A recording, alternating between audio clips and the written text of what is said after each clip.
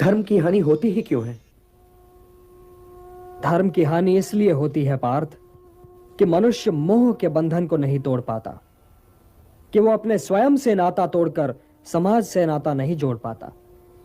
हे पार्थ, यदि ऐसा न हुआ होता तो लाक्षागृह दुर्घटना न हुई होती, द्रौपदी वस्त्रहरण न हुआ होता और कौरव और पांडव सेनाएं यूं आज एक दूसरे के सामने नहीं खड़ी होती। तो क्या द्रौपदी वस्त्रहरण पर मुझे क्रोध नहीं आना चाहिए था केशव? यह निर्णय तो स्वयं तुम्हें लेना है पार्थ, किंतु द्रौपदी वस्त्रहरण केवल तुम्हारी व्यक्तिगत समस्या नहीं है पार्थ। जो समाज इंद्रप्रस्थ की पटरानी, महाराज द्रुपद की पुत्री और पांडवों की पत्नी द्रौपदी के वस्त्रहरण पर चुप रह गया, वो समाज भला किसी साधारण नारी के मान सम्मान की क्या रक्षा करेगा?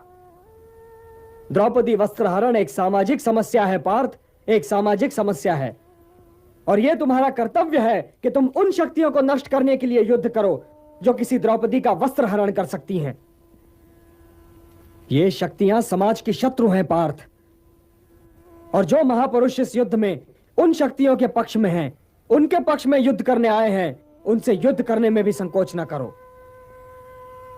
अपने व्यक्तिगत क्रोध और व्यक्तिगत मोह के बंधनों से मुक्त होकर लोक कल्याण के लिए युद्ध करो पार्थ, यही तुम्हारा परम कर्तव्य है।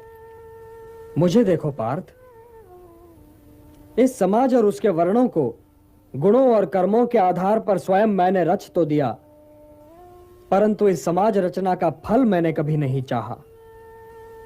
इसीलिए कर्ता होते हुए भी मैं अकर्ता हूं, और जो इस रहस्य को समझे पार्थ, वो कभी अपने कर्मों में लिप्त नहीं होगा। न माम कर्माणि लिम्पन्ति न मे कर्म फले स्पृहा इति माम यो भी जानाति कर्म भी न सबध्यते।